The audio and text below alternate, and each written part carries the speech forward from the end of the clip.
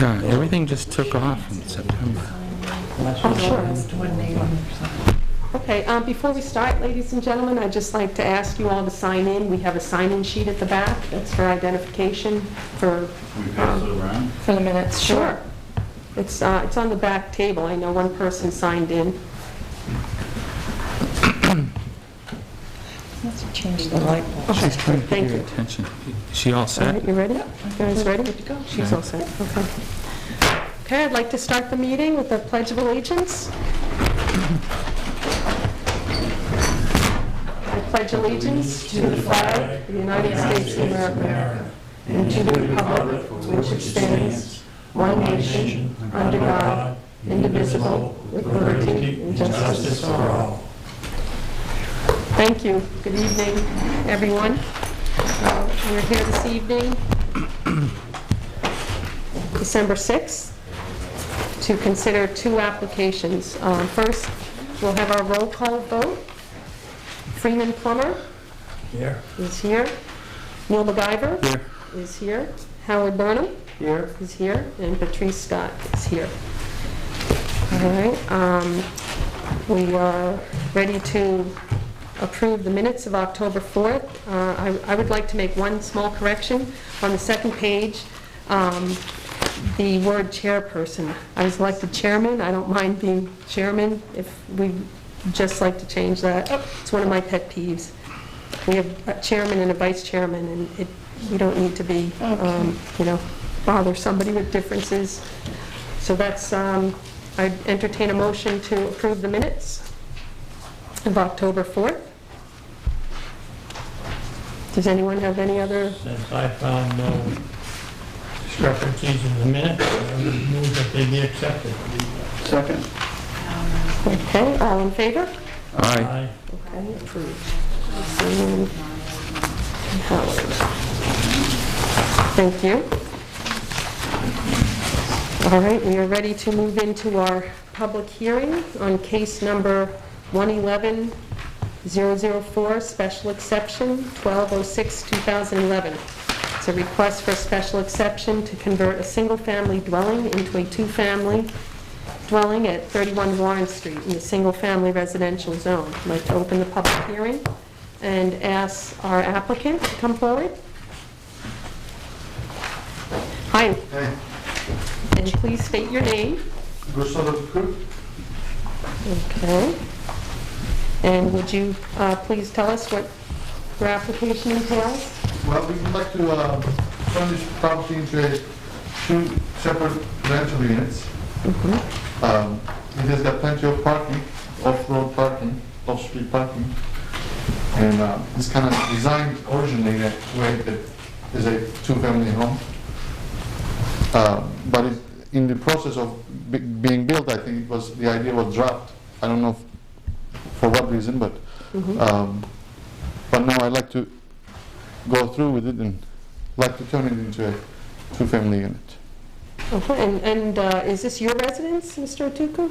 Used to be, but we just recently moved away from it. Uh-huh.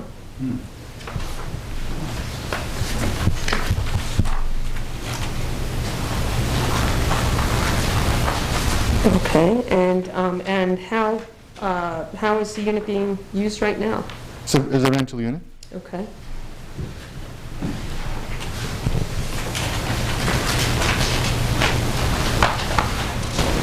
Does anybody have any questions for Mr. Otuku?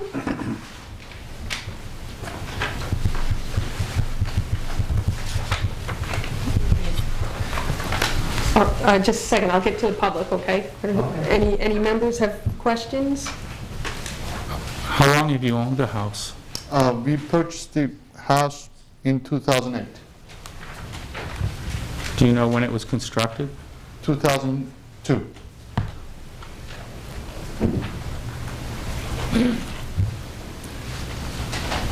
Did you purchase it from the original owner? I believe so, yes. I believe he was the original owner.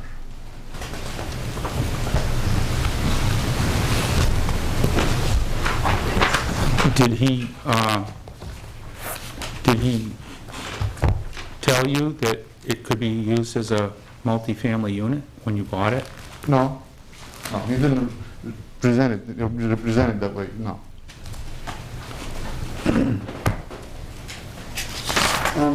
Where do you live currently, sir? In Belmont, Massachusetts. But my wife, who's actually the property owner, property is in her name, she works here at the university. She's a faculty at the university. So she lives in town? Well, we live in Belmont, but she's commuting.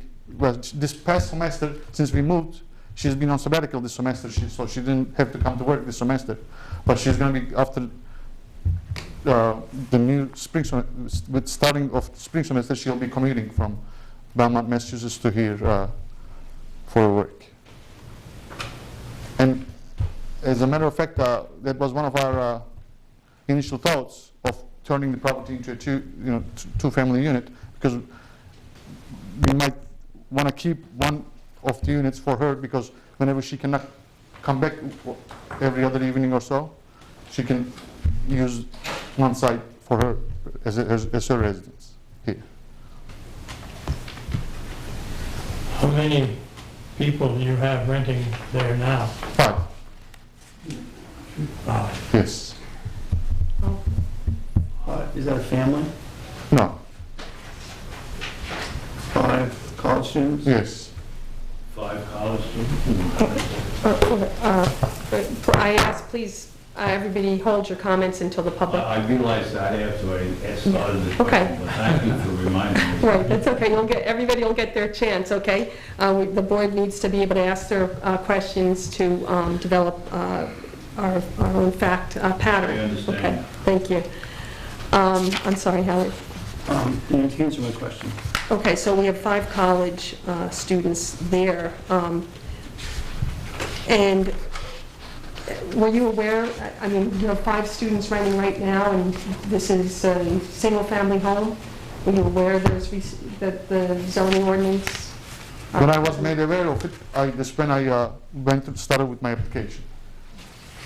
Okay. Okay. And is the current configuration of the home right now, is that a single family? Well, not quite. It's kind of like a two-family unit, but there is a staircase that connects both units in between. But both units has got separate parking spots, separate bathrooms, separate kitchens. Do they have separate entrances? Yes.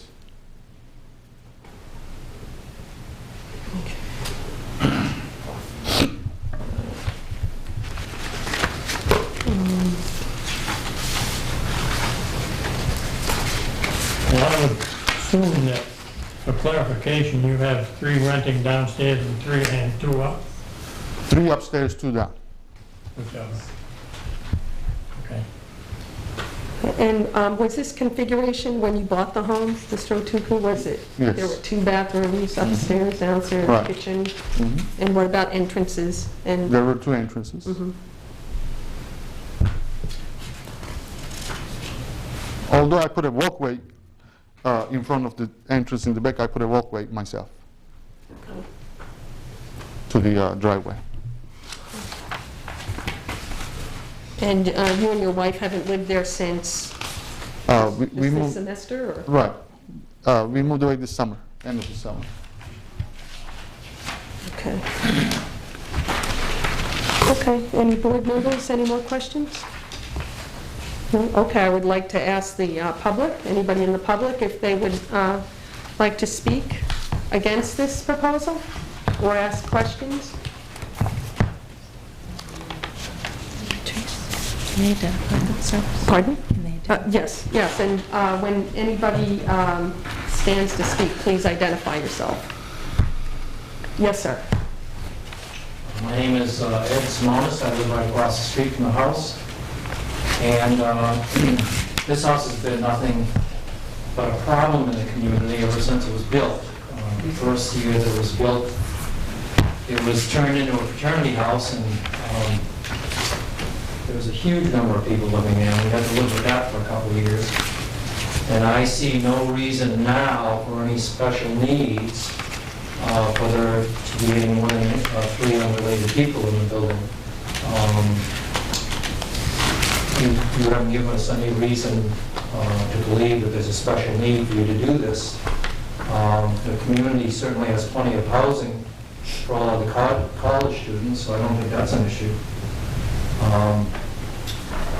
And we don't need, more college kids in the neighborhood.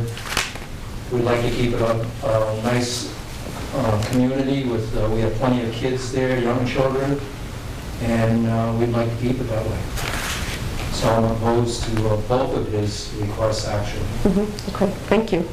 Can I ask you questions, Can I ask you a question? No, actually, one of you fellows already asked it, and it was answered. Thank you. Okay. Okay, would anybody else like to speak? Would you please confirm for me what is the current zoning for that existing building? It's single family, Single family with three Resident. unrelated? no more than 3 unrelated. So anything 3 or less is okay? Right. Okay, thank you. My name is Ron Robin. We have lived in the house on the corner. If I say corner, the red house, you all understand what Yes. I'm referring to? Right on the corner of Thurlow. All right. As you get to that junction there, then you turn left, and that's Thurlow, and the corner house, the red house, and then next to that is the White House. That's our home. Okay. And we apply, as it's indicated, and that's why we're here. We've lived in this house for 23 years. Single family. No kids living long-term there simply because they're old and they're off on their own. For 23 years, we have experienced good and bad situations with college students in the red house. The good side of it is there still are several people going back quite a few years that continually send us, particularly my wife, Christmas cards. One gal is living there, and we were invited to and attended the graduation, and they graduated from college. We were invited to her wedding when they got married, and they sent us pictures of their daughter and this and more. So that's an example of the good side, and that goes back a few years. There are 2 bad sides in particular. I could keep you here until next week with experiences, but I don't think you'll appreciate that. One experience was some years ago, the kids were just, they were wild, they were noisy, they were reckless, they were arrogant, they were smart rear ends, if you will, for lack of another word. I memorized the telephone number for the police department. It was easy to do because it was several times during the course of the week. But I left a bad taste in our mouth. Last year's group was pretty good. On a scale of 10, they were probably about 8 or 9. This group that's in that red house, and speaking, not your house, not cast on you at all. The red house, it doesn't stop. The kids were in 2 or 3 days before school began, and they had a party going like crazy. And I called the police went over, they came over, they were 2 of them, and 4 of them. And that's zone, single family, 3 unrelated, the same as yours. But yet there are 4 students living there, and It's a grandfather, 4th person. Pardon me. Madam Chair. But It's grandfathered for 400 lights. it is granted. It is. All right. But I can beat that.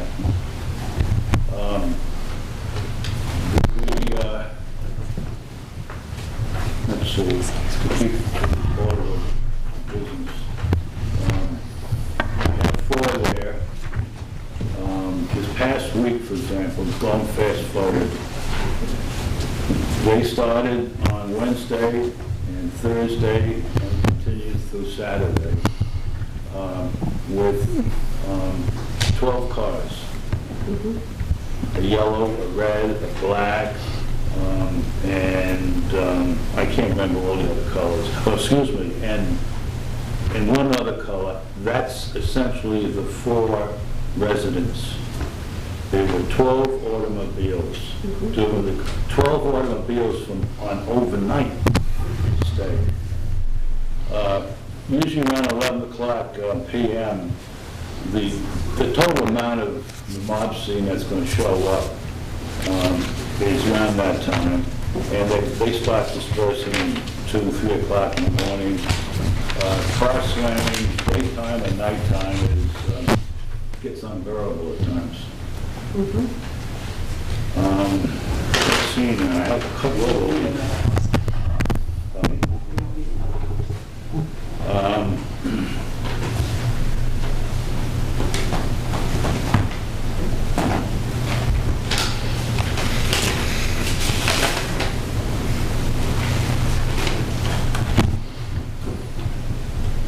and this was, what I'm talking about, this last episode was extended over December 2nd through Thursday the 3rd.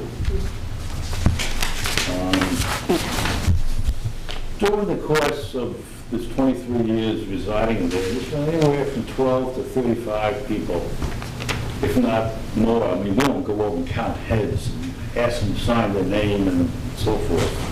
But we kind of look at, we have these wonderful scopes that, you know, we can hone in on the color of the rise and the things of that nature. Slamming the doors, the heavy pounding, beating that you hear from automobiles going by with a very heavy bass. A weekend and a half ago, all day Saturday into the evening, they were playing it outside.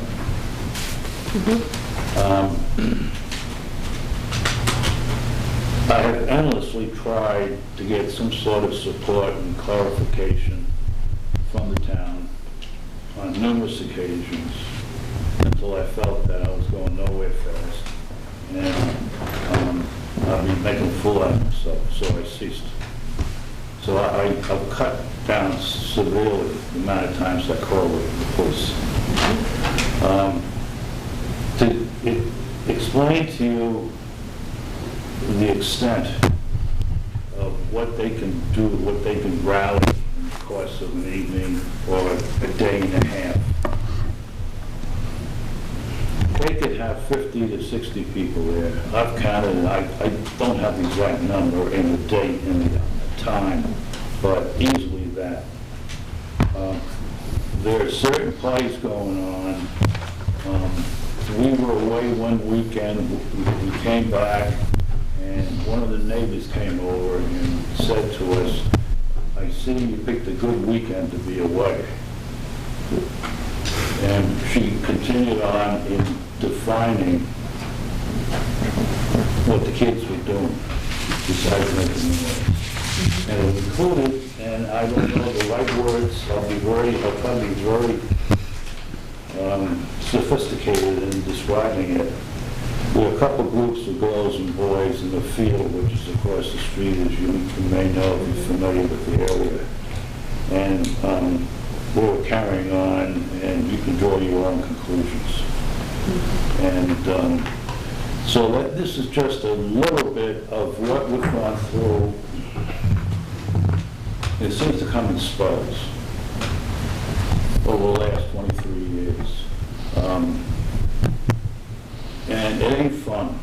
The last 2 years, our house, with the assessed values were increased.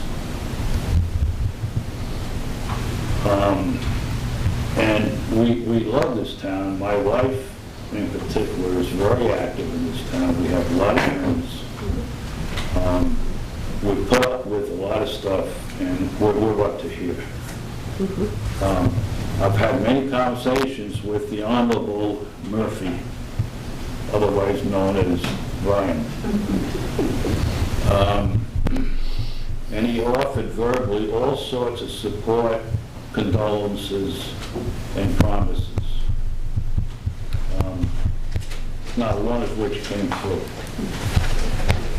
Not the venue, Madam Chairman. Pardon? This is not the venue to discuss that, Madam Chairman. Right, Mr. Ward, do you have any information on the property that's seeking the variance and the special exception tonight? I understand your concerns about the Well, red I house. was saving that for my conclusion, but in light of this gentleman's correction, I stand corrected on this, then I think I said enough, other than to say, because of this experience we've gone through, we categorically disagree with what you would like to do. And I know that you put a lot into that house, and the short time you've been there, you're very quiet neighbors, and you improved the house greatly. But, I just feel that I'm not getting the support that we thought we should be getting from here. And then this seems to be continuing, and here are more kids coming in right at that corner. There's something that's got to be done, and I think it's an issue between if I'm allowed to say so, between the town and the college. And I think there are answers, because there are other towns that go through this and don't necessarily have a continuity over 2 decades of disruption that they were going through here. That's all I have to say for the moment. Thank you, Mr. Roy. Thank you. I appreciate your voicing your concerns. Oh, well, I'm sorry, Mr. Robin. I got it. That's all right. Ron's good enough. Okay. Yes, Mrs. O'Neill. My name is Audrey O'Neill. That red building that he's talking about, I'm especially concerned with litter. You have no problem with litter right now. Sometimes I walk around and pick up litter on Warren Street. A friend of mine gave me some old pick stick that you can pick up the bottles without bending over, so maybe I'll get more active about it. But that building on the corner, it's an absolute mess for litter. Last time I tried to pick it up, I couldn't even reach the trash. It looks like people come out on the porch and just throw the trash in the bushes below, so they're kind of over there. And it's really very unsightly. I have some comments to make. Patrice, tell me if this is out of order, but it's not about Warren Street. It's about the effect on the whole town. If someone sees you doing this, all the other landowners say, "Oh, they got away with it. I can do it too." Now, it not only has an effect on the neighborhood, it has an effect on the building. Kids come to college to finish growing up, and they really need that supervision that the Durham gives them. They can tear up a building. I owned 1113 Warren Street in the early 80s. I didn't rent to students, I rented to teachers, okay? And we finally were going to be away for a year, and we knew we couldn't handle it. My husband did all the plumbing and electrical work and everything himself, so we sold the building. And since then, it has really been torn up. Landlords cannot really afford to keep up the repairs that are needed when some of those kids live there. Now, some students are perfectly fine, but some of them really need to go up a lot, and they have no stake in the community. Those of us who live here year-round, lifetime round, we have a stake in the community. They really don't, and there's a different kind of behavior. It kind of goes with the littering. I'm not saying the college students leave all the trash around, but it goes with that kind of thing. So, that's about all I'm saying, is that then it leaves Plymouth with a whole bunch of run-down buildings because kids have torn them down, and really, the people that own them cannot afford to keep them in as good repair as they need to be kept. So that's about it. I would like to see the college only admit as many students as they could house, and for families that work in Plymouth to live in those apartments. That would be a long way off. Thank you. Thank you, Ms. Yes, Ms. Minichello. Minichello. This house was built as a single-family house in a single-family zone. That's why we have zoning. We don't have very many zones that are single-family, and we would like to keep them like that.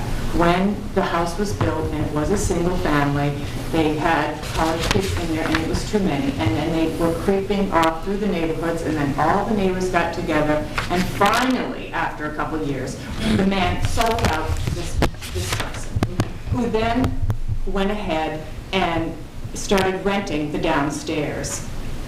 I know a girl who, her and her husband lived there for 2 years.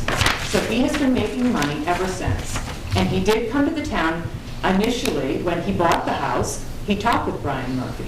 I'd like to ask Brian, what he said, was there a kitchen downstairs in the bottom part? Brian, when you were sent there about the portico over the bottom door? I never went into the house. Okay. But you did go and speak with him? Yes, only to, and only in that regard, that there was building without a permit. I supplied him with a permit, and he knew it filled was 3 unrelated, single-family zone. I believe so, but I don't recall ever having a conversation with Mr. concerning This is happening occupancy too much, because he was living in the house. and, you know, none of us want this to happen because it just ruins the property values. Single-family zone. Okay. Does anyone on the board have any questions in response to any of the comments? It's legal to have 2 kitchens in a single-family house, and maybe 2 apartments, actually. Is that correct? What is a single family house? No, I don't. I don't believe that is, I believe that's true. You'd have to apply for some kind of in-law apartment or something like that. Is that correct? It would be accessory, I mean, When we had when Mr. Freeman came and asked us for a stove for his mother to cook with, because she lived in an in-law apartment. no, a single-family zone would be for a single family. The one question I have, Mr. O'Toole, is that correct that you were renting to somebody for 2 years while you were living in the building? I did, yes. Yeah. I did, I just assumed I can rent my rooms to somebody. But regarding my application, when I first bought the house, I never had any conversation. I actually never met Brian until about this petition started. I've never even heard of him, never met him. Now, I've received a warning from him once when I started building a porch in front of my front door, and when I was building that walkway, because I didn't have a permit, which I didn't realize I needed a permit to build a little, stair, kind of like a staircase up to my front door. But after I was made aware that I need a permit, I applied for a permit and I got the permit. But I never had a conversation turning this property into a multifamily unit to nobody. Nor did I have ever met Brian before. Okay, but when you moved into the house, you said there were 2 kitchens and 2 bathrooms and everything, and so was it considered, did you consider it when you bought it, that it was a single-family home? I was, as I answered the earlier question about previous owner representing the house to me, is it multifamily? No. We bought the house as a single-family home for ourselves. We intend to live here. As I said, my wife has got a 10-year position up here. So we just bought it for ourselves, but here we are today. Things changed. Yeah, but it was never represented in in that way, and we never thought about it that way. But okay. Well, thank you. Does anybody in the public have anything else to say? Yes, Mr. Roach. Yes, Dr. Roach. I just want to say it's pretty simple. It's single-family residence zone. It should stay that way. I agree with the gentleman there by the window. There's no reason, I see no reason to change it. It's zoned single-family. If a single-family you bought it, it should stay single-family. Thank you. If if it's single-family zoning, there can be an exception, then that means any house in Plymouth can have an exception, and students can move in. And there's no guarantee there's going to be good students every year. I mean, one year the Red House didn't rent it for a whole entire year because the students previously trashed it. So, you know, a single-family resident should stay single-family residents, period. Okay. Yes, sir? My name is Kevin Young. My wife and I own the building at the bottom of Warren Street. We were invited by one of our neighbors to come talk tonight, and I did want to support them. We've owned the building there on Warren Street for 15 years, and even so, we seem to be some of the newcomers to the neighborhood.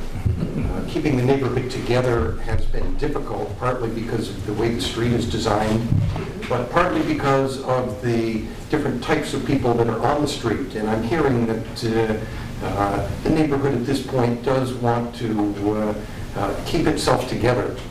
That for years there has been some difficulty with this house, at least in terms of maintaining the character and the camaraderie among the houses at that end of Warren Street. And the concern is that the community will suffer if this does become a more commercial property. I also asked the board to consider that this is just another example of how some of the college housing intrudes and hopscotches into residential neighborhoods. I think there is a place for college housing, and we live very close and we get along with the college and we don't mind some parties, but even so, there is a different culture, and I don't think that college housing is compatible with some of the neighborhood values that we have here. Thank you. Thank you, Dr. Young. Anybody else? I'd like to say that also that is a little bit of a dangerous intersection there. There's no parking on the street, on that street at all. It's used for, you know, for the firemen to come down that road. And, you know, so we don't want increased parking lots and activity. Just undervalues our houses. Yes, sir. I guess I have a question. Apparently there's 5 people living there now. And at this point, you know there's only supposed to be 3. Yeah. So what's happening about that? That's why I it's mean, here. it's not in compliance. If I may speak. Yes, please, Mr. Murphy. That's why it's here. He received a notice of violation from me concerning the 2 units. I get it. So the board is really in land issues with the town. I see. And that's what it comes to. So I'd like to say that people not knowing that they, you know, don't realize they need a permit, they can't do that, that's not a good excuse. And this is happening too much in our town, and that's why it's been out of control. You need to check with your town. What can you do? Then don't buy the place if you can't do that. Okay. Anyone else? I think I'm going to close the public hearing and ask board members what you'd like to deliberate. What's your pleasure be? We discuss findings of fact.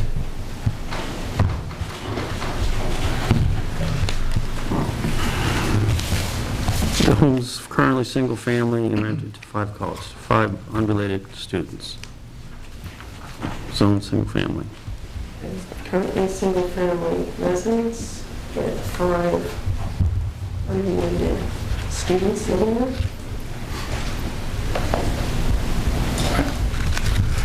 I may stand corrected, but on this entire block, I believe there are only 2 houses that are multifamily, and they're both grandfathered. And that would be the red house? The red house and the one in the... The White House? One next to Dr. Young's house. No, there are 2 next to Dr. Young. There are 2 two separate properties that are multifamily each. And then there's two single-family homes, one being mine, and then there's the red house, which is rented to more than 3. All the rest of the houses are So single. there are only 3 more, so there are 3 of each, really, if you look at it that way. 3 multifamily and 3 single-family. That's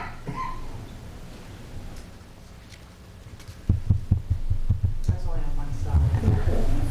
Right. I was thinking of the whole block. Yeah, I think we need to, everybody needs to just, the board needs to discuss right now, and that wasn't discussed during the public, so I don't find that relevant right now, but in the neighborhood in general, overall, there are single-family homes up on the hill that overlook this area, so I don't see that that's relevant to this, this request here. So we're saying the neighborhood is predominantly single-family. The neighborhood is predominantly single-family. Sure. And it's zoned single-family residence, so, and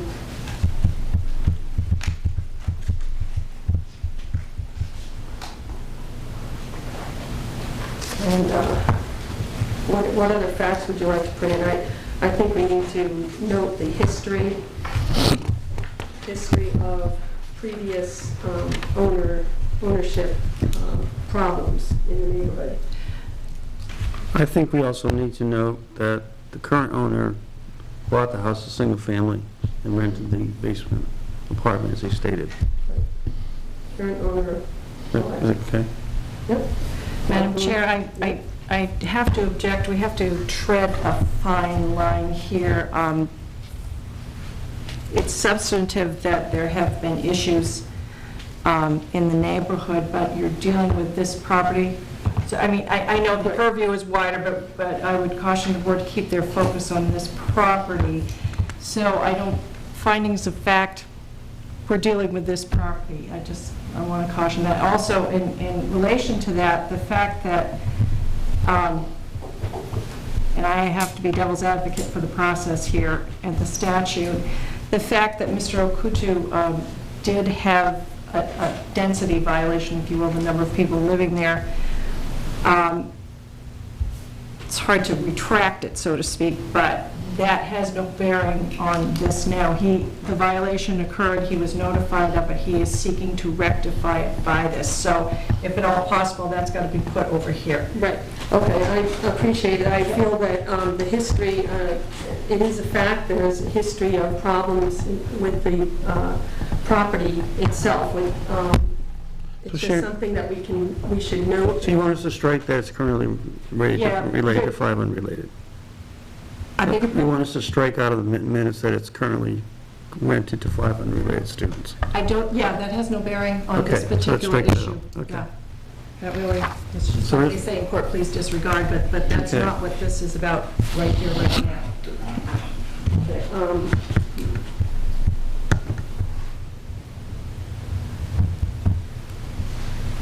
I think the testimony of the neighbors is relevant in the character of the neighborhood and the nature of problems that they've experienced. And I definitely think we need to note that. But, excuse me, ma'am, but not with this particular property. I'm just trying to keep this straight. Not 31 Warren Street does not have a previous... I'm talking about the testimony that people gave about this neighborhood. The neighborhood. And that any changes to a house in that neighborhood will affect the greater neighborhood. Correct. So that's what I'm trying to consider here. Okay, what are our other facts? It is allowed by special exception. Yes, that's the proposed use. There's ample parking. Yep. Ample parking available. The residence is connected to a municipal store and water. Okay. Water and sewer connection. That's a finding of fact. So you're looking at up to 6 persons maximum for the approved special exception, if it were to. Right, if we granted a special exception, we would definitely want to consider making sure that there were no more than 3 unrelated persons. Per unit. Actually, it will be, Total of 6. I did not know this, but in my case, it will be 5 tops, because I only have 2 bedrooms downstairs.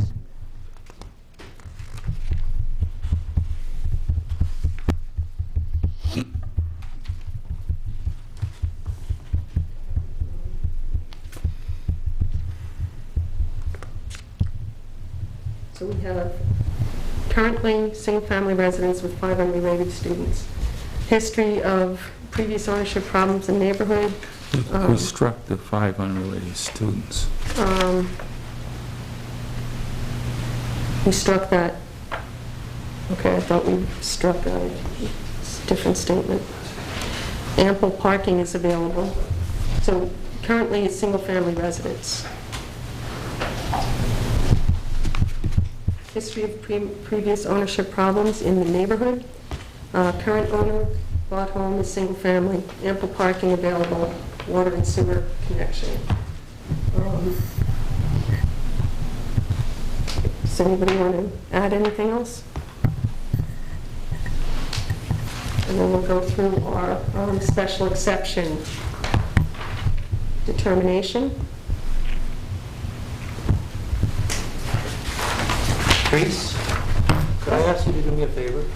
Shift one of those microphones towards you so I could hear you. Thank you. Sorry about that. Can you hear now? Is that better? That's great.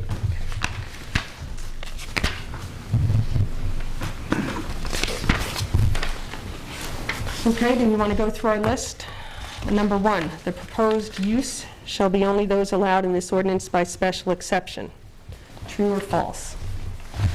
True. It's true. It is allowed by special exception. Do we want to cite the zoning table?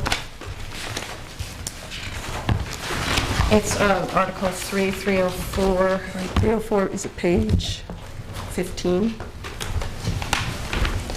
Article 304, page 15 of the zoning ordinance.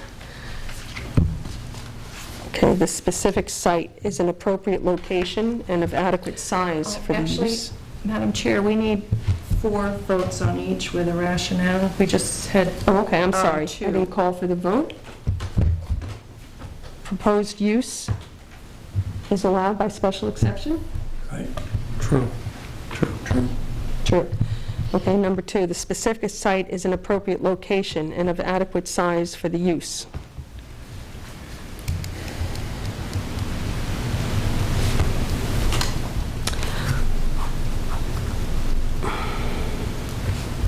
Anybody like to discuss that? I think I would like to say false on that. Okay. Could you? Reason being, we don't need more students out in that neighborhood. Okay, Howard? I'll say false. Because the neighborhood is predominantly single-family. Okay. Neil? False.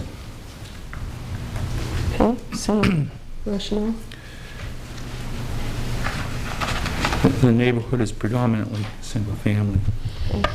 And I would also vote false, that it is not an appropriate location for considering the single-family nature of the neighborhood. All right, number 3, the use as developed will not adversely affect the character of the area in which the proposed use will be located.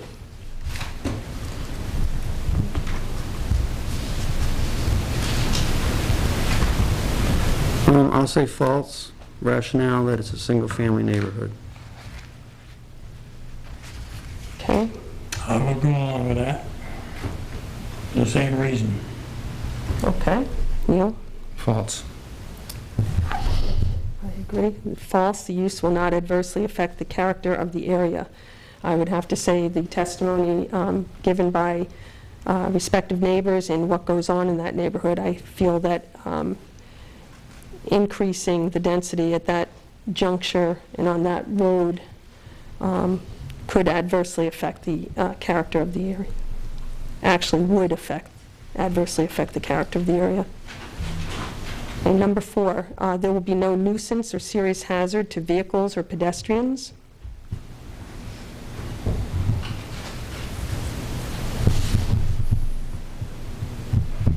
I would have to say false.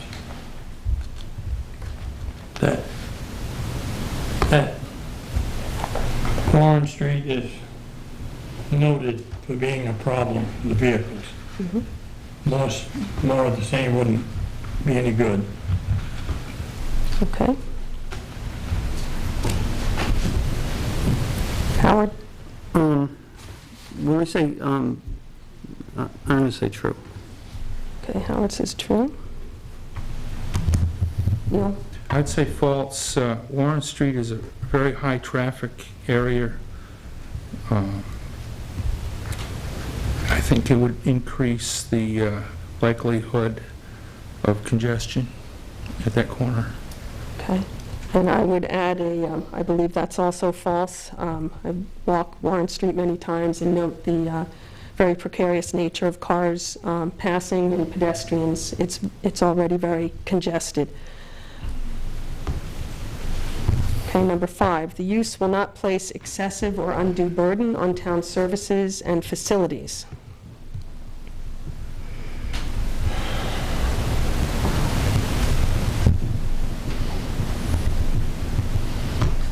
False, because it's going to cause more problems and call for the police more often.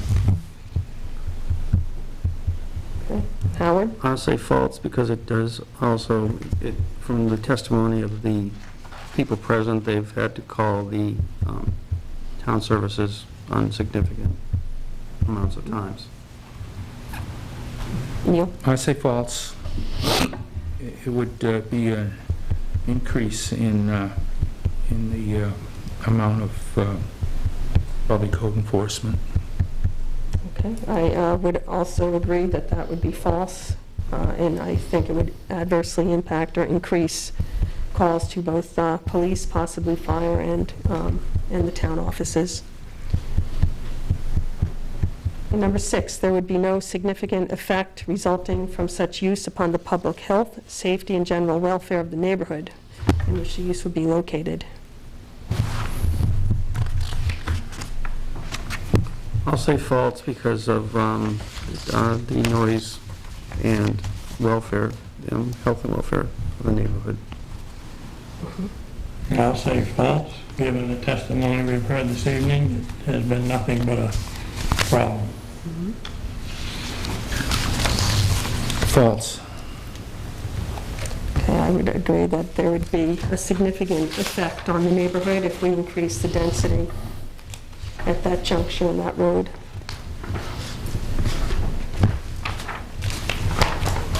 All right. So I would, do we vote on this now? It's clear, I feel that the board feels that we would not be willing to adopt a special exception or approve a special exception for this property. So you have to make a motion, I'm presuming from... So I would entertain a motion. I make a motion that we not approve this special exception. Yeah. Second. Okay, all in favor? Aye. Aye. Okay. Okay, I'm sorry, Mr. Okutu, the board has denied your exception. Okay. Madam Chair, Mr. Okutu, of course, is allowed to still have 3 unrelated family members in that building, so that's just the maximum. Correct. Right, we would, Yeah, I just wanted to state that for yep, the we want record. to make sure you understand that now. Yes. Unrelated, non-family members. Well, it's called Yeah. family, 3 Right, unrelated. 3 unrelated. Okay. You know, it's the way You it's got me couched on in that. terms, I know. All right, and I would just like, for the record, to address your attention to Section 103 of our zoning ordinance, Mr. Otuko, and it's just an obligation to comply, that it is the continued obligation of all owners, tenants, occupants, and persons in possession of property to comply with and to assure the use of property complies with all terms of this ordinance. So, we appreciate, we understand, you might not have known when you first moved in, and appreciate that you've taken efforts to comply, and we're just working through the process, and it's the opinion of the people here going through the criteria that your request and your application does not meet the standards for granting a special exception. I understand.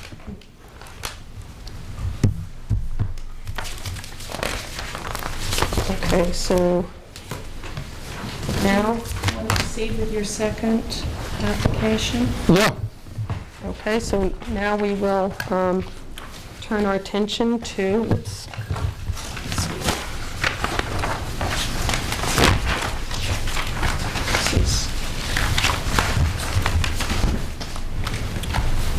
This is for the variance. Okay, we have a case number 111004, variance 1206-2011, a request for a variance from the definition of family unrelated, any group of 3 persons per dwelling unit. And that is being presented by our applicant, Mr. Butu. So I'll open the public hearing on that. Okay. Do you have anything you wish to say about your application? Well, yes, I do. I mean, since I'm not allowed to turn it into a multifamily unit, which I'm okay, and I heard the neighbors' concerns, and I respect it. But I'd like to go ahead with my petition on this one. I mean, there is a house right next to me, like the red house. And I will be glad to promise the neighbors that I will be much more selective in my renting process, but I would like to be at least able to rent it to 4 people. And as I said, I'll be very selective on my, and I have been selective so far. I tried my best to get good renters in there, and I'll even try harder from this point on. But I'd like to be able to rent it to 4. I mean, it has got plenty of parking place its own, and it'll keep up the property much better. It'll help me keep up the property much better. And as I said, one more time, I'd like to state it that I will be much more careful about who I rent it to, and more attention. And plus, my wife will be coming and going frequently, so we'll be able to keep an eye on it. Okay, I'd like to ask any members of the public if they would like to address this application. Yes, Mrs. Robin? What happens if you don't own the house anymore? Is this still an exception and a variance? Does it still become student housing? Yeah. No. So, sorry. I understand. Did the board need to, excuse me, did the board need to, before we go to public? Yes, yeah, I'm sorry. Why don't we just ask the board if they have any questions of Mr. Otuku, and then we'll go to the public.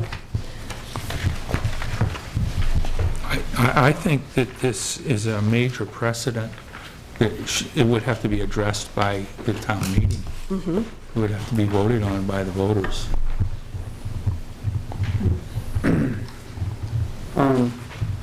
The house clearly does not fall in the grandfathered area. We had a landlord come before us several months ago making the same request. But the house was not grandfathered, it was denied. And so. Right. So we're concerned about the precedent-setting value of the decision. I understand the owner's position, the fact that the house can clearly support for unrelated people, but he's not going to always own that property. Right. Mm-hmm. Okay, Freeman, or anything else? We adopted these ordinances for a reason, mm-hmm. and they've been kind of knocked down here and there and everywhere, and I think we should put a stop to knocking them down. I think we should go along with the ordinance as the town adopted. Mm-hmm. I think we should keep it that way. Point of order, Madam Chair. It's asking you to disband the Board of Appeals by that. Okay, well, There'd be no reason for this board to be sitting here tonight if that was the case. The public has to have an outlet, and this is it. right, to request of the board.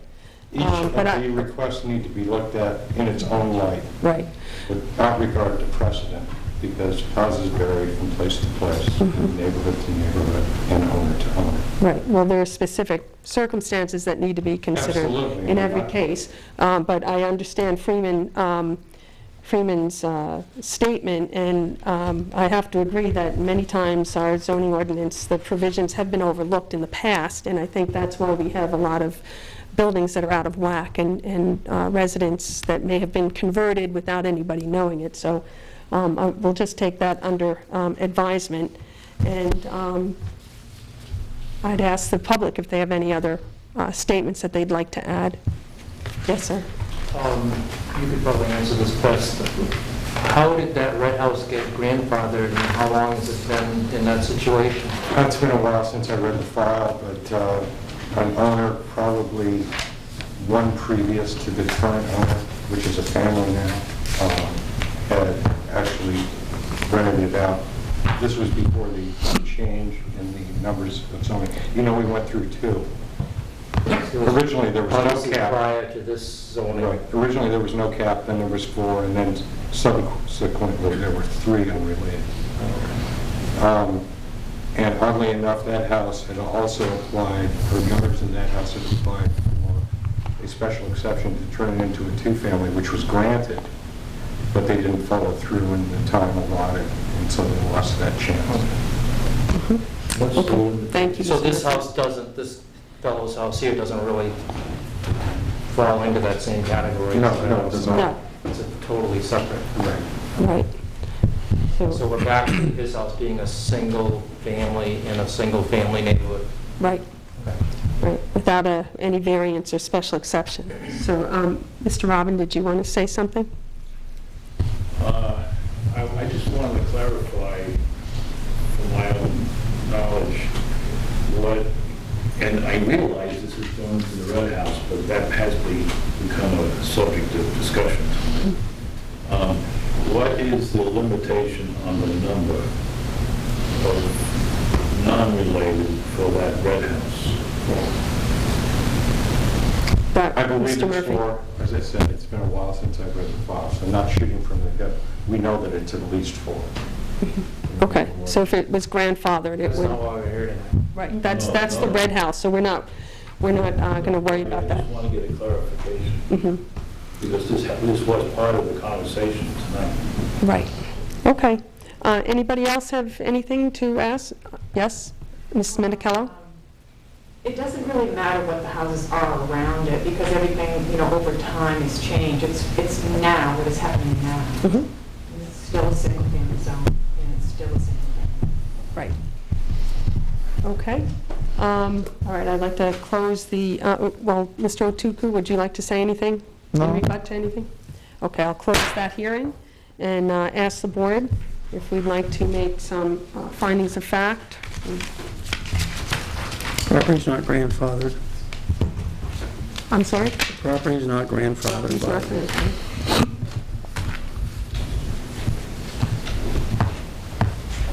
Property is a single-family home. Single-family home in single-family residence zone.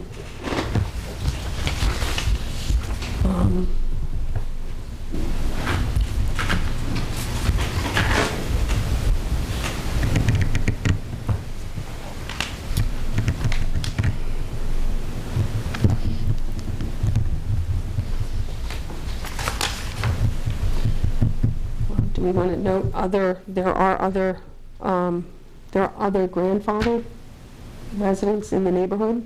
We can note that. Just to note that there are.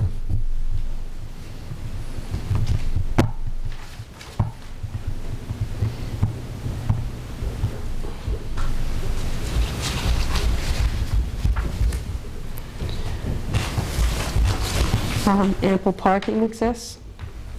Yes.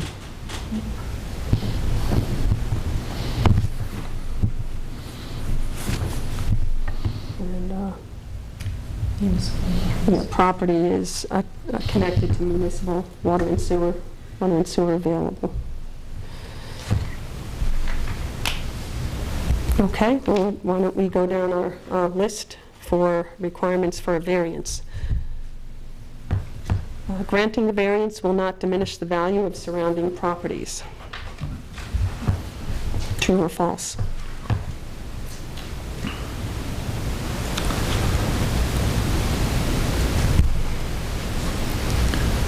False. Okay. Will increase the density. Okay, we'll increase density. Can I say something? Yes, sir. Increasing density in a neighborhood, usually if you look in New York City, apartments of properties of that size will go for millions. Increasing density in a neighborhood doesn't necessarily mean diminish property values. Okay. It doesn't necessarily mean it will add either, but you cannot automatically assume it will diminish the value of it. Right. Okay, well, thank you, Mr. Okutu. What do other people think about this? Granting the variance will not diminish the value of surrounding properties. False. Maybe it will. Okay. And can we articulate why? Added density. Mm-hmm. Okay, I think based on testimony we heard about activities in the neighborhood, it is a density of certain factors could contribute to diminishing the value of other properties. So that's really the argument. It's not simply adding more people to a house. It's because of the experience in this neighborhood with certain rental properties. Neil, what do you think? I agree. You agreed. Okay, false. I have I'm going to say true. Howard's going to say true. Okay, I'm going to say false based on neighborhood experience. Okay, number 2, the variance will not be contrary to the public interest.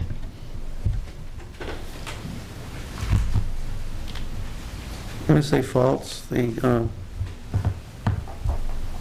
people present tonight have expressed opinions that they do not want to see this increase. Okay. Same reason. Okay.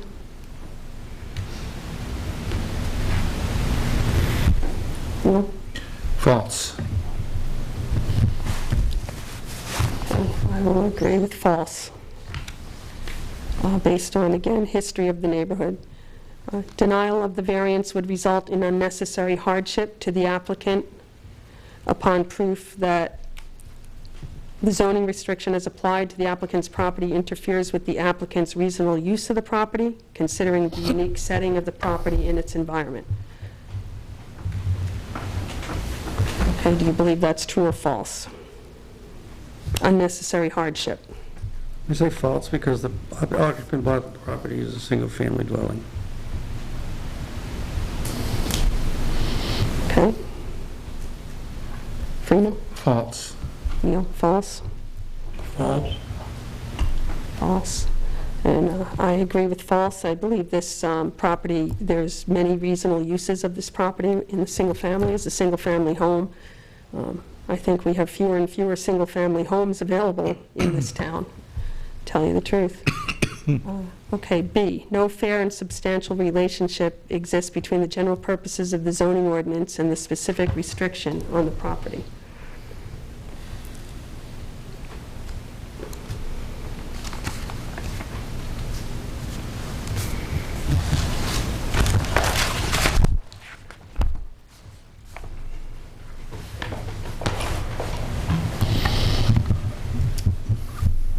Anybody?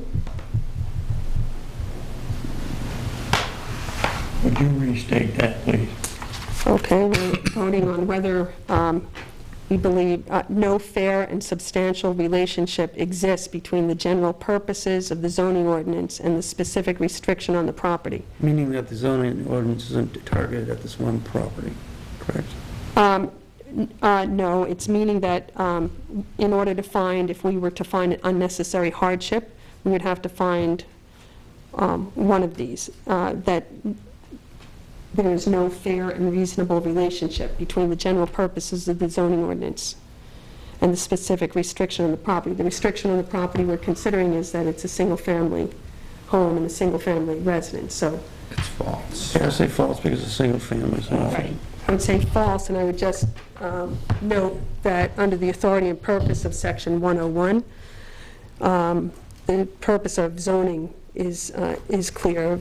That was adopted by our town meeting, and it lists to lessen congestion in the streets, to provide adequate areas between buildings, to prevent the overcrowding of land, to avoid undue concentration of population, et cetera, to protect the value of homes and land, and I definitely think that this, the zones that we have in our ordinance are legitimately designed. The variance would not injure the public or private rights of others. Do you believe that's true or false? False. False. false. Okay, I agree. I believe that's false. We've heard from the neighbors that they feel granting this variance in a single-family zone would increase problems. Okay, number 4, granting the variance would do substantial justice. False. False. False. False. I believe that's also false for the same stated reasons. The use will not be contrary to the spirit and intent of the ordinance. False. False. False. Okay, I'd say false also.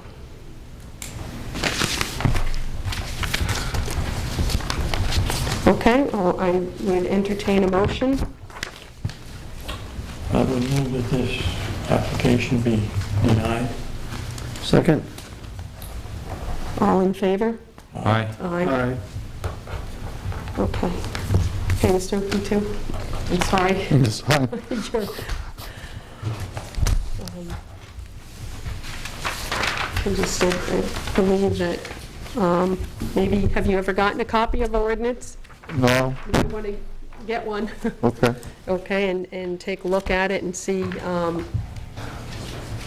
it's been a few town meetings that people adopted it, and there's been certain changes I made to it. understand. All right. Okay, well, thank you. You're I welcome. appreciate your coming through the process. With that.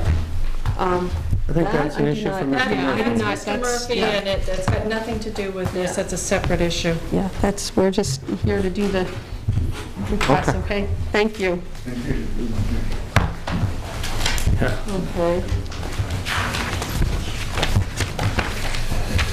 So, You want to take a breath for a minute? yeah, I was wondering, should we have an, Take a break. just a break? Get free water I'm and going stuff. to ask for a 3-minute recess.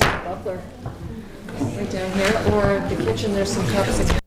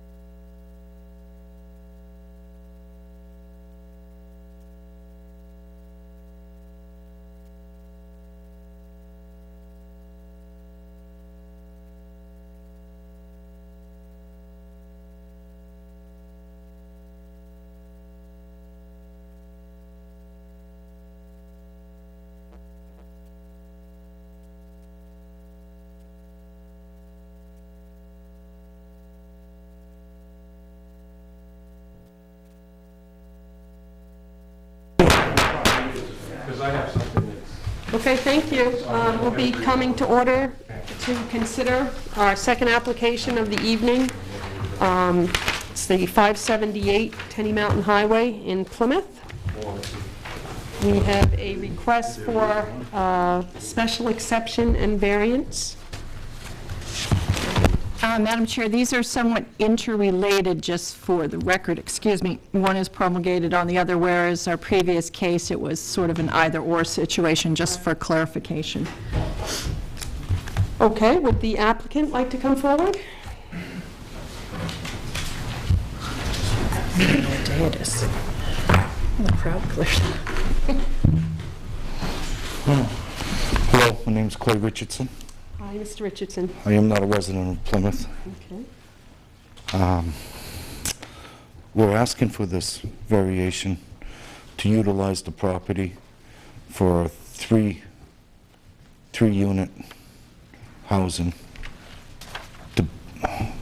to gain the best value out of the property that we can. We don't believe that it interrupts any neighborhoods, per se, and not a burden to the town in the facilities.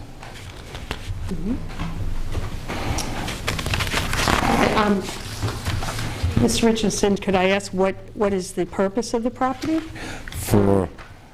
For housing, lower income housing,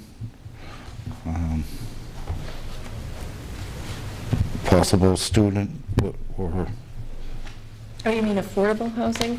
affordable housing. Yeah, low, just for Not low, clarification, affordable. That's usually subsidized. Affordable, Yeah, acceptable. it's not subsidized housing. No, not at all. Affordable housing.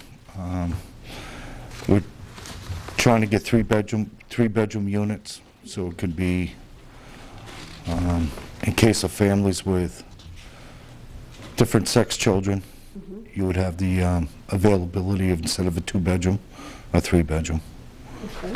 So is there a market, had you done any market research? Are you targeting any specific demographic, or? No, we're just trying to utilize the piece of property that's not being questioned. Could you identify yourself first, sir? I'm William Marcotte. My wife owns the property in an LLC. I own the abutting property. I was supposed to be out of town until Friday, and so I asked Clay to come.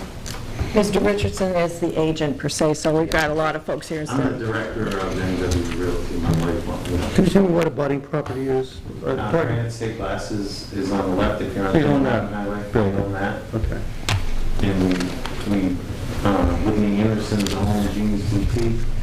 We had a variance to put in a driveway for both of us, and I tied them into sewer as part of our deal, so that both properties are sewer. You know, I kind of bought the property at the height of the market, just as both commercial property. It's appraised value. The building is basically junk. You know, it's got to be torn down. There's no advance, but I probably should have done it before, but I've just been busy and haven't really paid any attention. Clay, who has worked for me in the past, in some construction, is out of work. He's a friend of mine, he lives in Plymouth. I said, you know, maybe we could do something with that property. We're trying to maximize the use. There's no residential either side of that, on, you know, left or right. I don't believe that other building is residential. And this is Chris. He's my regional manager for Granite State Glass. He also lives in Plymouth and would be at, you know, we would have constant daily supervisory of that piece of property. Could I just interject for a moment? Are your other neighbor being the Abode folks? No, it's the. Or one more down? Yeah. Okay. Is it herbal? The naturopathic doctors. Yes, Yeah, right. it's a commercial use. It's totally commercial. Yeah, or It's a- you know, office. Yeah, it's natural.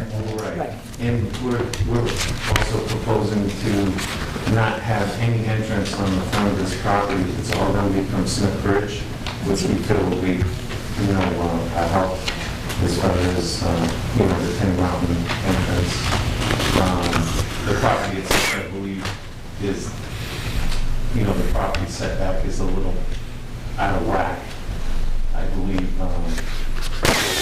you know, the building that sits there right now, you know, but the building really, if you went in there, you would see, it's not inhabitable, really. It's a cottage. It's not even a cottage, it's in pretty bad shape. Electrical is dangerous. We shut it all down, shut the water off, and just turned it off, and would store some stuff in there. That's probably some stuff that wasn't important. I didn't want to rent it. I could have been, quote, low income rental, okay, and rented that out, for the past 5 or 6 years. It's just not my style. You've seen what we've done with the building there. We want to do something that's attractive, that doesn't detract from either any of the properties there, and actually enhance, and being that close, I don't want somebody who's going to cause any kind of problems. It's not looking for that, and we're going to put up with that, quite frankly. I believe the property that is on the other side of Granite State Glass has apartments. Above it. The old flower shop, is that the one you're talking about? Upstairs. Yeah, they have, that's quite I had looked at that property, it's the same ones. I believe you're right, I'm not It does. 100% sure at this time. Sir, could you tell me about the design of this building a little bit? Well, we basically, Clay can answer that, but right now, all we're trying to do is it feasible, and then we'd have to go through the permitting process, correct? I mean, I'm not sure. Absolutely, yeah, we're just looking for, if I could interject, because it's such a small lot, I mean, obviously you'd have to conform, to the setbacks and the height and the code. Correct.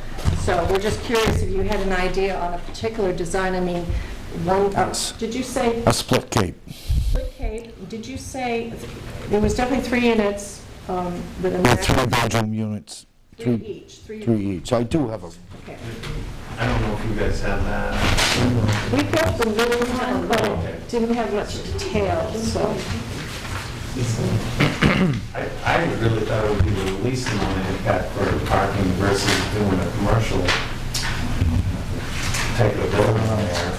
being a split cape, I have some rough draws. Being a split cape, you would have your foundation with a knee wall.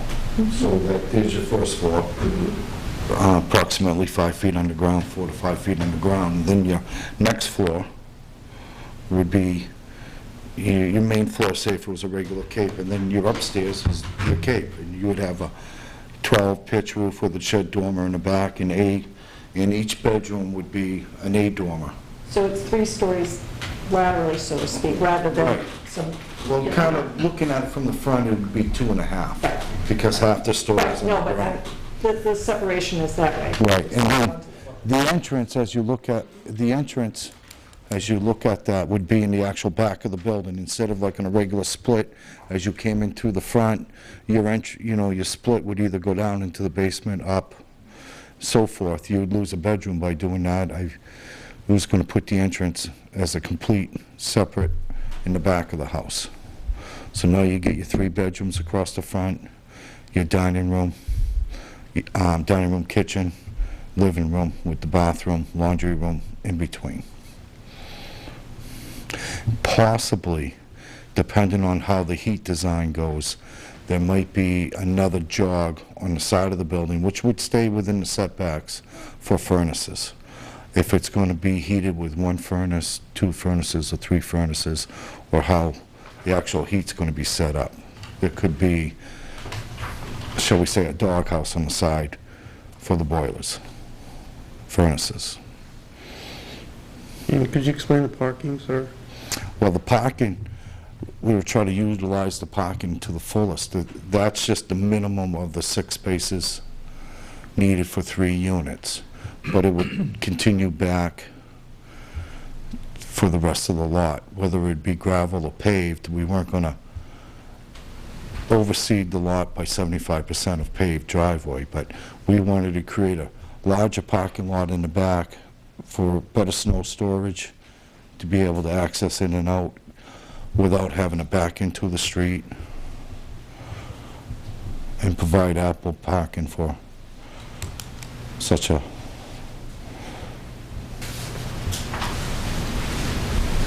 holding the building to the setback closest towards Tenny Mountain Highway, but the parking lot would then be to Smithbrook Road.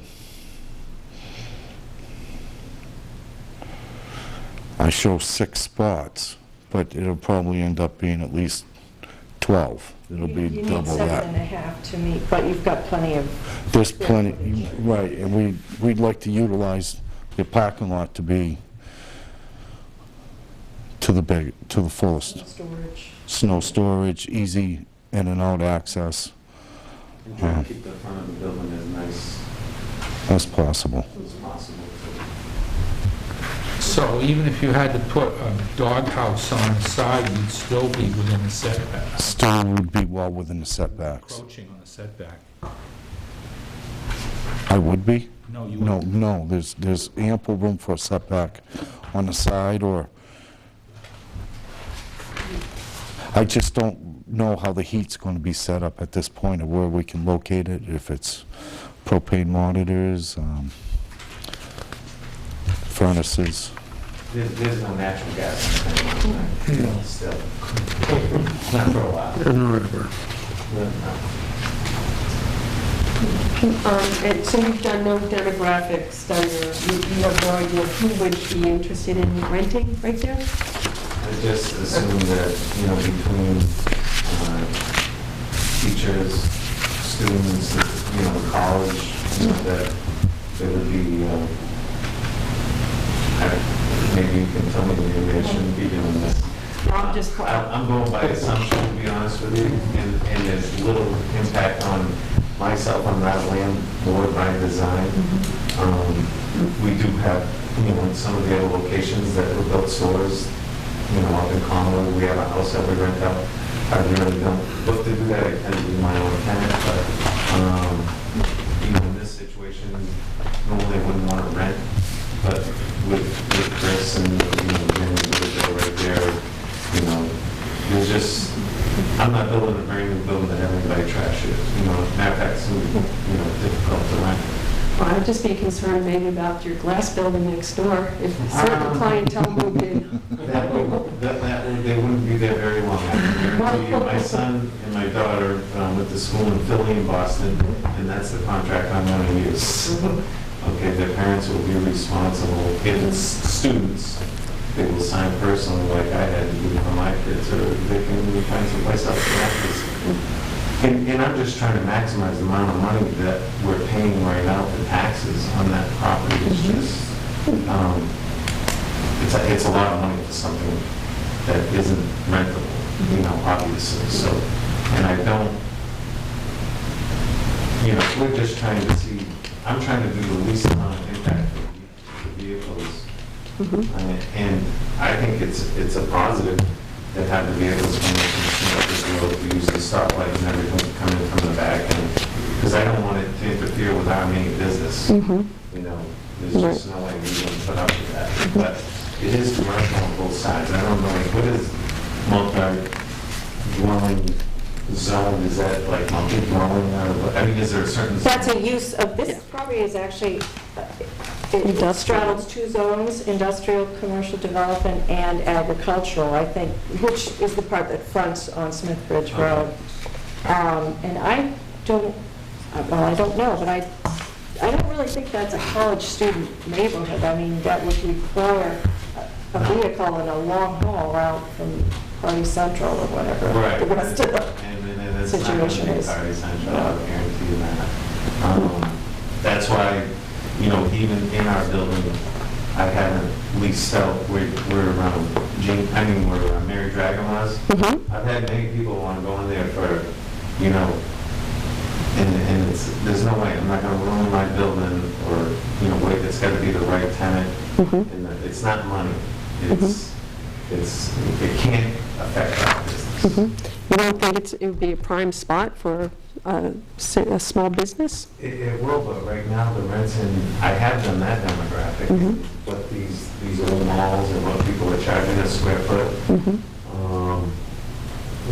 it doesn't justify the square foot to build. I mean, right now with Clay, he's looking for work for the winter, so I've struck a deal with him, and if I got some of my guys out of work, I can have them, you know, help them with that and just keep people busy right now in this economy. And try to get, you know, some kind of positive income out of the park. That's something. And not have a negative effect on the community. I have a question about the minimum frontage that's required in the ag zone and the industrial commercial, Sharon. According to our chart, it says 100 feet, and, and the minimum yard setback is 30 yards, right? 30 feet. 30 feet. Yes. 30 feet. The property misses the minimum of 100 feet by 6 inches, and I've conferred with the building inspector, and he's going to, with the zoning officer / building inspector, and we just think that's fairly nitpicky to have a foot. Okay, all right, so that's the only problem, it's not the minimum yard setback. No, the only, go ahead. I mean, When they use that term yard, that's what they're talking about, as instead of setback. Backyard, side So yard. your front yard is 30 feet, which is the front setback. It's just unclear language in the ordinance. Yeah. All the setbacks are the same in all zones. Right, okay. It's not the setback, I was looking through this chart, and I just want to clarify and make sure it's not overlooked. The minimum lot size per dwelling unit, it says in the ag zone is 1 acre, and then 0.5 in the industrial. It depends, So I'm concerned about, this is page 17 of the handout, that's the insert in the zoning ordinance. know this, like gospel. Actually, minimum lot size in acres per dwelling unit for property served by, so. Yeah, served by water and sewer. Okay, I'm trying to figure out why is that. I mean, this property is so small, it seems to me that that's my concern. Minimum lot size, when it has municipal sewage disposal in the ag zone, is 1 acre to 0.5 with an asterisk. Agricultural? Yeah, it's agricultural, see, right here, here's the chart, agricultural is 1 acre, and then 0.5 in. For cluster development, which this But is. they're Right, also well, in the that's- industrial. But you said it's in the commercial 0.5 zone. Asterisk, right? You said it's in the commercial zone. It's split. It's in the ICD, it straddles two. So whether it's 0.5 or 1 acre, this lot is way too small. And that's the concern I have, that it's the concentration of, that you're looking for to put on such a small piece of property, to put, you know, 9. Already a building there. Right, there's a building, but it's not, I can renovate that building and keep it current, you know, correct. So it's gonna cost me more to renovate it, or I can knock it down and make it a parking lot. How big is the building that's there now? Well, I believe my lot right now is only a half acre for the Granite State Glass Building. So we're not asking for an exception to parking. We're giving you no access to Ken Mountain. And we're not asking to exceed the number of parking spaces allowed in that area.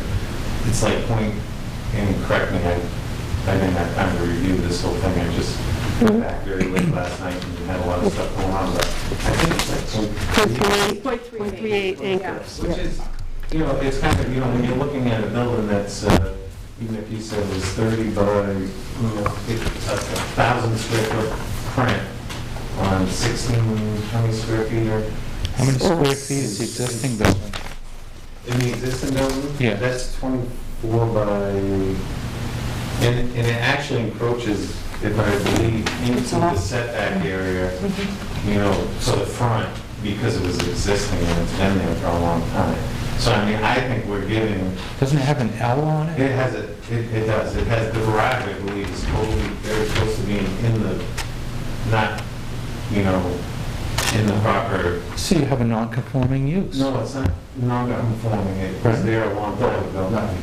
Oh, a non-conforming, Built to current zone. To current existing. okay. The building's been there, you know, it's nothing. So this might be an improvement. That's what I'm trying to say. Not very well, I guess. Just a point of order, and it seems silly because these are interrelated, but we have to take the special exception, which is the number of units first. And then the variance will speak to the size. And I know this is really difficult because it's like, well, you know, it is what it is, what it is. I was trying to get a handle on how many square feet the existing building is. It is approximately, I would say, close to about what we're asking for our footprint. I don't think Is it 16,000? Is it, there was a figure of 16,586. 25, 2,592. That's the lot. Oh, of the lot, okay. Yeah. I did cite it in here. It's right here, it's 2,592 square feet. Yeah, it's on the planner report, and it present use. I believe basically the footprint, the footprint that we're Here it is, asking for right is here. within, it's not, it might even be a little larger. So this is approximately, exists. the existing is approximately 2,600 square feet, or whatever dimension, that's on .38. That's what was in your Yeah, application. probably, yeah, if you took the total square footage of The jogs and the jogs, the garage, the back, yeah, I would say that's probably pretty accurate. I can't. So in that case, just as another criteria, this amount of impervious surface, if you will, or coverage on the lot is the size that it is meets the minimum. Okay. No, it meets the maximum, I should say. All right, does anybody have any more questions? I have one more question. I just want to make sure we're not shooting ourselves in the foot, that if there was a consent that this wasn't going to pass, I don't know if it would be a good idea if I withdraw the motion, or does it hurt me? I don't know if that's fair to ask right now. I kind of did this on The fly. on the flag that, you know, Clay's like, oh, you work, you want to do something in Plymouth? And I said, well, you really should, so, because it is a nice one. I mean, it's your prerogative to withdraw and go back to the drawing board. I mean, there's no onus on this. You're out the, whatever it wasn't a lot of money for, I think it was like under $200 or something. Right, but does it hurt me to go forward with it? Is if they wanted to come back for another variance for a commercial use or something like that? Oh, if you get denied? No. This says no bearing. I mean, if the uses are separate and you get a ruling on one use, no, it should absolutely, no. Okay. No, there's no prejudice, there certainly shouldn't be. Right. Right, no. Okay. No, and you could also reconsider. I just didn't know. No, Yeah, be yeah. facetious, but. Yeah, no, I see. Okay. Okay, so should we, I'll close the public part of the hearing. And should we make some findings of fact?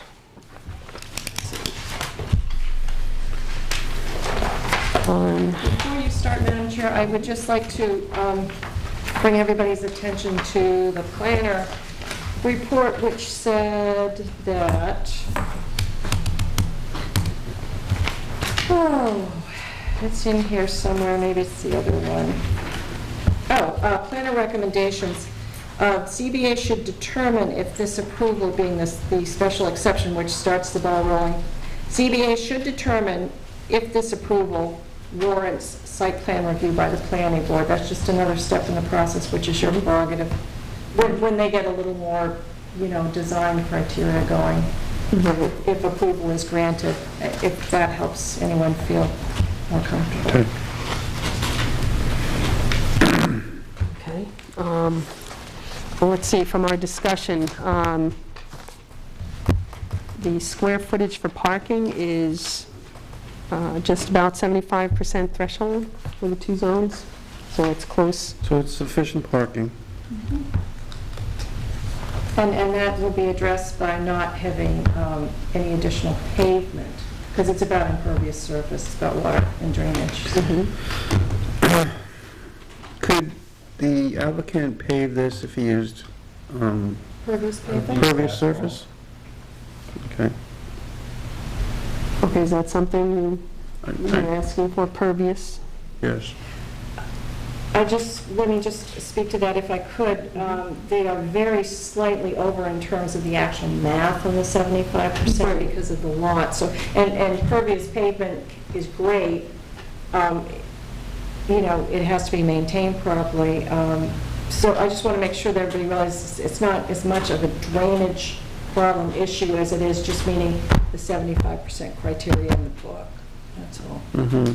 Okay, so it's just sufficient parking then? We'll put, it's, I mean, basically... In terms of the criteria for parking presumably in the zoning ordinance is usually paved. If this goes to the planning board, is that a criteria they could put on it? If they so desire? Sure. Yes, I can. Okay, let's leave it up to them. Definitely concerned about Let's leave it up to them. drainage there. I know there are some wetlands down there. Do you know anything about anything right There's there? nothing there. Okay. I'm No. guessing. Yeah, I know down the street. There's a wetlands further over, up To the left of- Smith Bridge Road, Right. beyond where the flower shop is. Right. There's a wetland, I'm not. Okay, but it's okay. not close. No. Okay, so, but we can ask for that with the site plan review. If it was wetlands, he'd be having a problem where his last store is. Okay, the other concern I had through reading was with the, whether it's sufficient water and sewer, if we're adding, increasing the density of residential right there, whether that's going to be a problem. And that I would want to see condition and probably through... Right, I just didn't have much information. Madam Chair, that's all addressed in the building permit application with the sign out for Plymouth Road water and sewer. And that Okay, does that run could down be- Tenny Mountain Highway, correct? Yes, it does. It's there. And they will determine if it has to be or not. Okay, they would. Since there is no building permit filed for this conjecture here,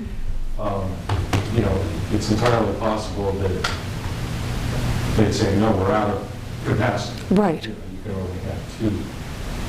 But at this point in time, those are things that are being addressed once we actually put the pen to paper Right. as far as the planning and everything else, which would be after the planning board.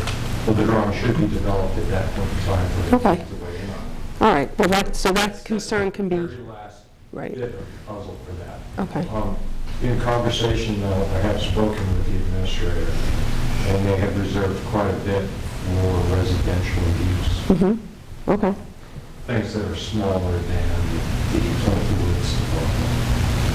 Woods. Has the town received any correspondence from any of the butters regarding this? No, nothing.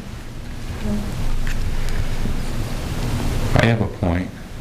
Okay. The existing building is a pre-existing non-conforming use. Okay, good. Building. Just because it's outside the city. No, it's not, it's a residential building. I just said building. Right, Yeah. but, The existing building. With the Okay. existing structure, how's that? right. Just drop use and... Yeah, just, it's the word use. Existing Strike use. structure Yeah. is a pre-existing non-conforming... It just means it's out of whack with the setback or some little thingy. Yeah, the building's not exactly where it should be. Okay. It's confusing. The proposed building is comparable square footage, Footprint proposed, footprint. footprint General footprint. is comparable to current building. How about current building is uninhabitable?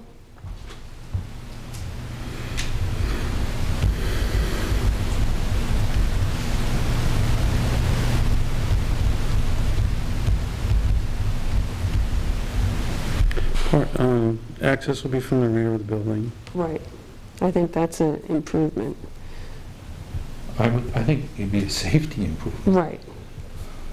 Of course, the people could never get out of Smith Bridge Road unless they're turning Right, right. well, that's the problem. How are they going to get up anywhere once they get on Smith Bridge? You only go in Smith Bridge Road, you never go out. Right, you go up by the dump. No. It's been discussed, but never, Yeah, no, there's no light That's, They've talked about putting a roundabout out there too. I like that idea. okay.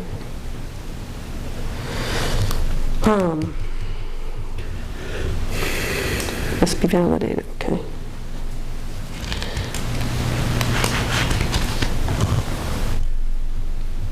I don't think it will adversely affect the neighborhood.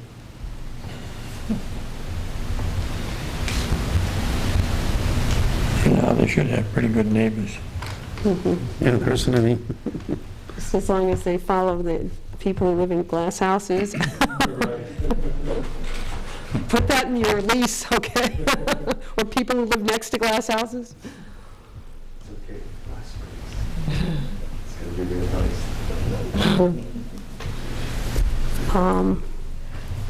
money selling. Okay, I definitely think this, as far as I'm concerned, the increase in the amount of, density there for residential, I would like to see it go to the site plan for the planning board. I agree on that. We can add that as a condition or recommendation, that and also the water and sewer. Correct. So are we set on facts? We didn't really discuss the neighborhood, but I mean, that's Tenny Mountain Highway, it's Nobody commercial. here to dispute it, so. Yeah, so, okay, well, let's go through our criteria. Number 1, the proposed use shall be only those allowed in the ordinance by special exception. That is allowed in section 304. True. Okay, true. Freeman, did you vote? True. True. True. Okay, the specific site is an appropriate location and of adequate size for the use.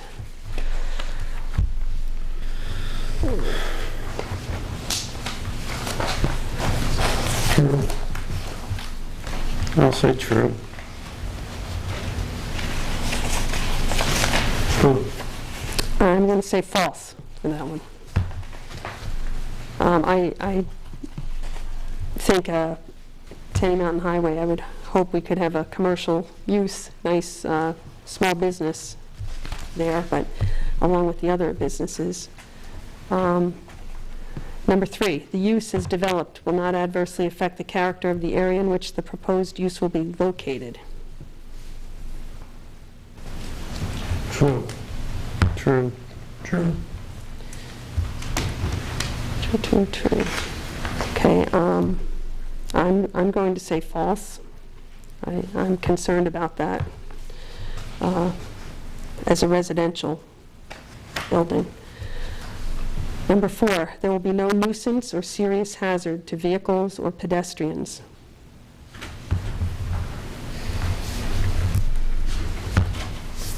I'll say true. True. True. Okay, I would say true as long as the access is going to Smith Bridge. Number 5, the use will not place excessive or undue burden on town services and facilities. True. True. True with the caveat that we'll check with water and sewer. Number 6, there would be no significant effect resulting from such use upon the public health, safety, and general welfare of the neighborhood in which the use would be located.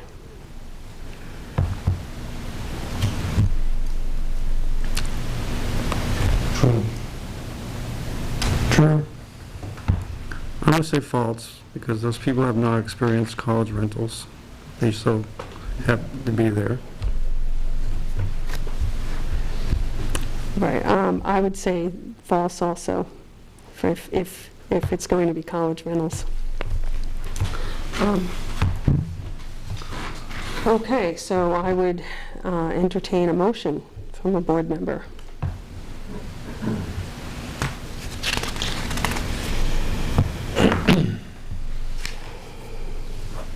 I have no objections. I would give this application, I would vote for this application. So motion to approve? Right. Thank you. Second. I get tongue-tied. That's okay. All in favor? Aye. Aye. Okay, 3 aye. 1 opposed. Okay. All right, now, if we've approved, the motion carries. So you have a special exception. Now we are allowed to impose relevant conditions. Okay, what would the board like to consider? I definitely would like to have the verification of water and sewer on capacity.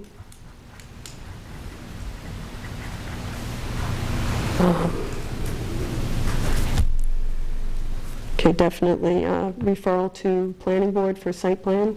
I think that would be your first up the food chain. Right. I'm concerned just about the increase in the size of it, going from a little tiny single family into a bigger 3-unit rental for site plan review. What was your other point you made? Verification from water and sewer on the capacity, that it will bear the capacity, or that will have to be remedied by the applicant.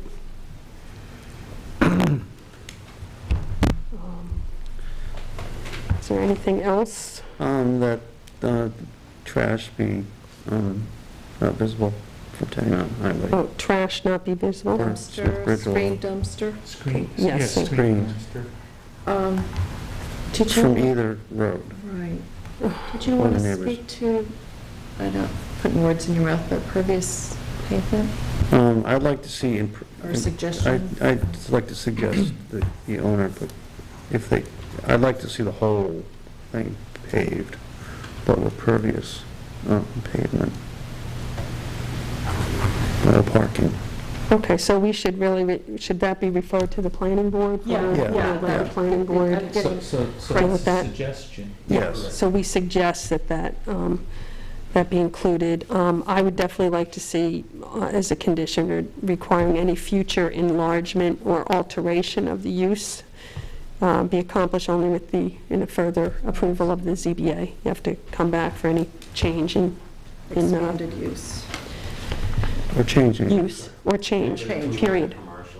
Right, yep, yeah, that this special exception applies only for what you've presented to us. Question, Madam Chair. Yes. If they're going for permitted use in that zone, why would they come back before the Board of Appeals?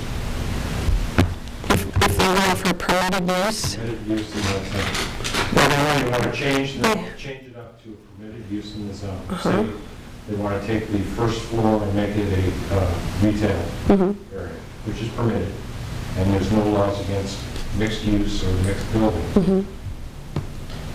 Why would they have to come back before the board? because that's not what the special, that's what I thought your comment was earlier, Brian, that a special exception is granted based on what they're presenting to us right now. So if we change it, Yes, but I mean, it's a permitted use, and it doesn't change anything well, else. this is a permitted use too.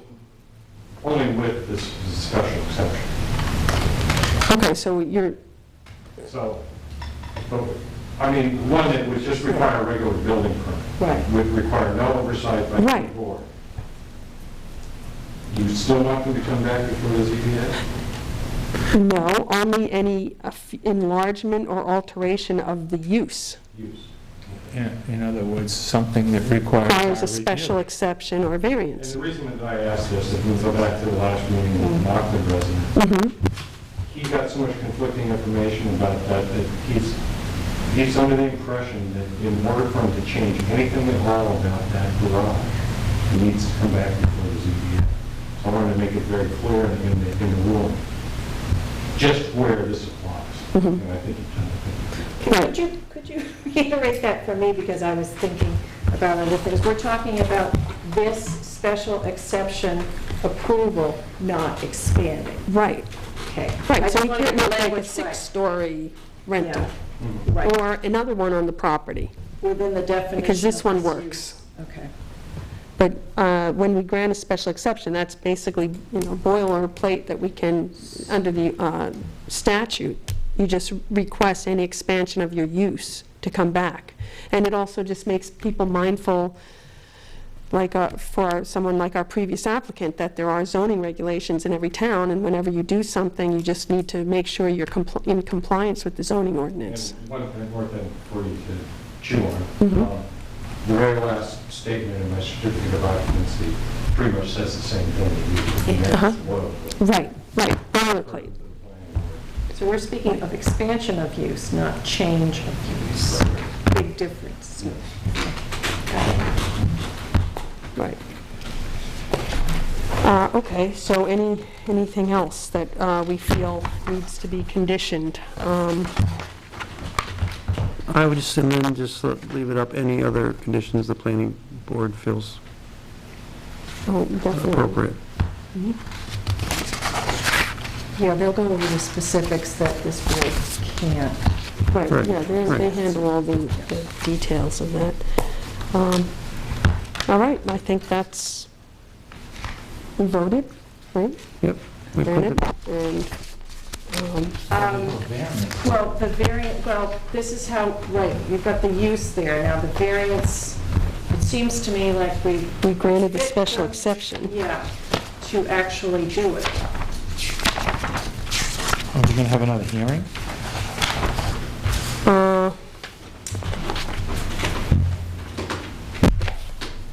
Well, they See, now can't- this says it's not meeting the minimum size.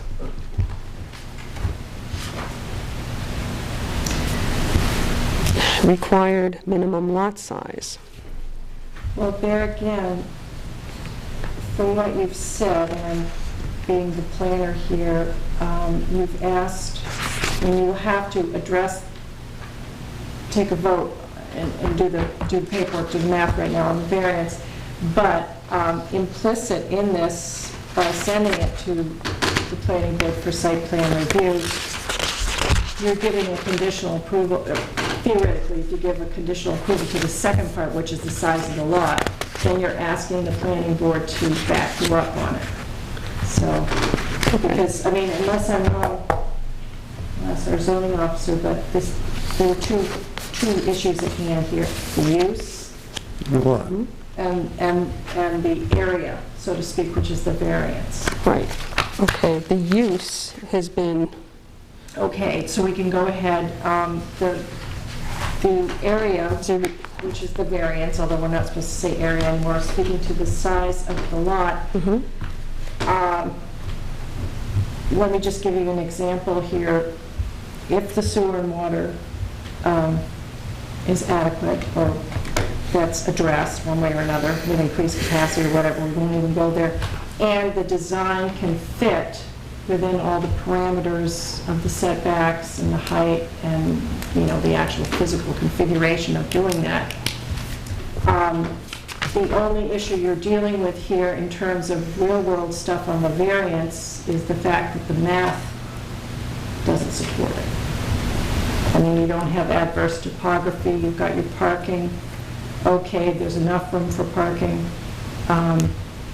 theoretically, and that's why they're going before the planning board on site plan. The physical building and its configuration will fit, and everything else is there. So you've got to, I guess, take a leap of faith if you are going to. It's difficult. And I'm not trying to put words in your mouth. well, but- I was concerned about the process. I've seen in the past, and this is because I'm a new zoning board member, I've seen in the past the people go for site plan review before the planning board, and then the planning board sends them to the zoning board if they need a variance for something like that. And so my feeling is that maybe this is premature, the area, and I mean, whose exact determination is it that this 9-person structure should go on that little piece of land? Is it our determination or the planning board's determination? Well, it's your prerogative. I mean, it really is. Maybe it's yours. It's ours. Because if this went to the planning board for site plan review, and Sharon with the due diligence said, oh, by the way, it doesn't meet the aerial requirements, they would say, okay, well, everything's good up to this point, we'll kick it back to the ZBA. Right. for a variance on the square footage. Right, but we're kind of being asked to approve something that really isn't, we don't have any plans, or it's not a concrete proposal. Right, but that's, you need to look, I think, and We're only approving the variance. We're only approving the variance. The planning board is going to determine the building and the, And whether there's enough water and sewer to support. well, I don't think that's a question anyway, because, you know, it's Tenny Mountain Highway. is it okay if I speak or not? No, sure. I just don't want to put a lot of money into a plan that, you know, if the lot size, and it seems to me, okay, there's an existing structure with similar square footage, if not, maybe even a little more square footage than lot coverage that we're talking about for the footprint of the building, okay? And we have city water, city sewer, then we'll, you know, whatever you throw at us, but I don't want to be told I have like, you know, a tenth of an acre too less to do this. I see. You know?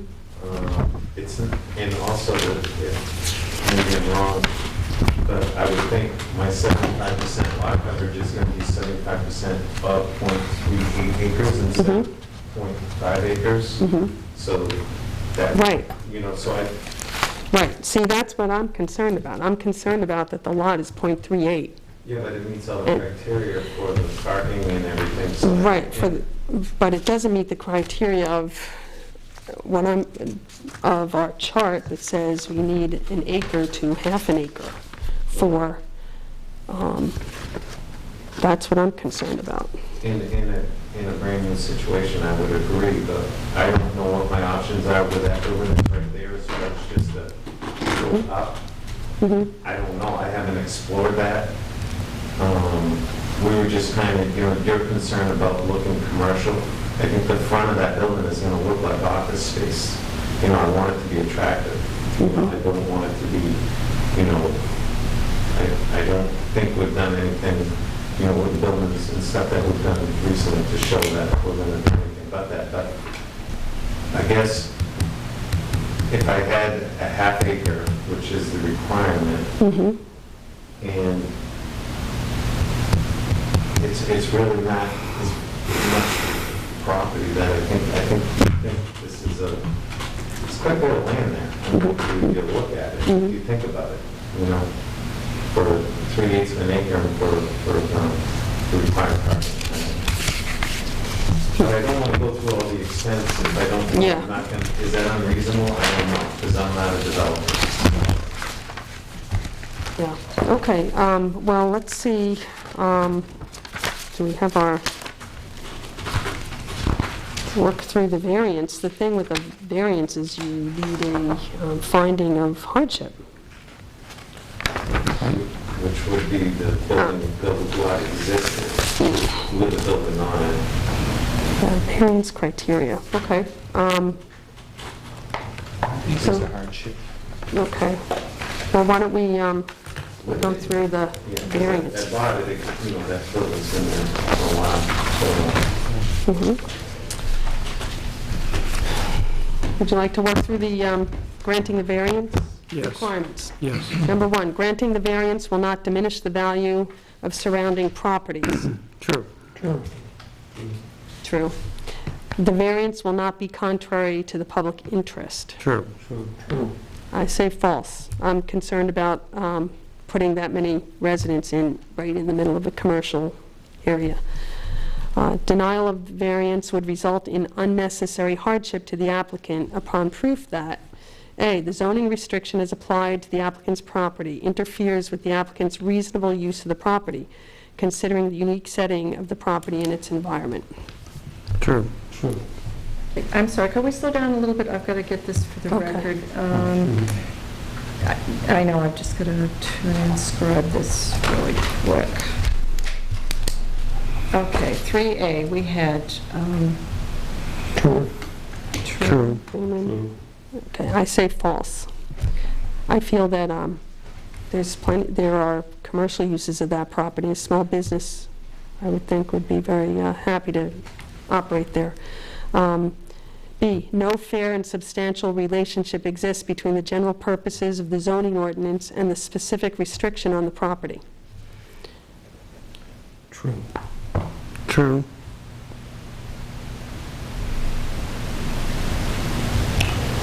True. I say false. The minimum lot size for that kind of thing is half an acre to an acre in an acre in the ag zone, half an acre in the industrial zone. And I think the ordinance supports, ordinance authority supports that. C, the variance would not injure the public or private rights of others. I'm going to say false. Okay, do you have a reason for that, Freeman? I think it would injure the public and private rights of others because they're trying to maintain their right. I think it would not fit well. You think it wouldn't fit? Okay. Okay, the variance would not injure the public or private rights of others. Howard? True.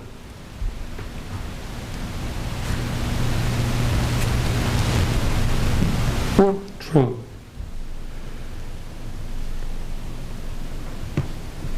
okay, I'm going to say true on that one. Number 4, granting the variance would do substantial justice. True. True. True. I would say false. I don't think it would do injustice. The use will not be contrary to the spirit and intent of the ordinance.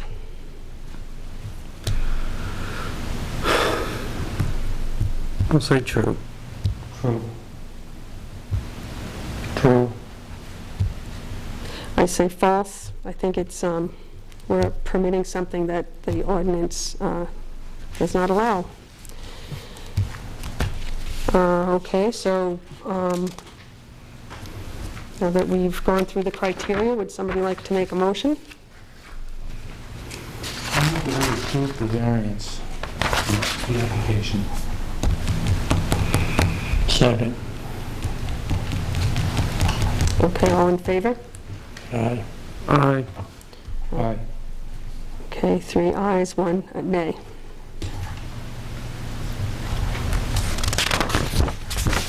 Okay, granted. Okay, so your next step is to be in contact with me and develop an application for site plan review for the planning board. And It's hard. that will be till January, and I've got the dates down. I think it's January 3rd, the application has to be in, if you want to go that soon. So just be in touch and we'll get you squared away. Okay? Thank you. Thanks for bearing with us.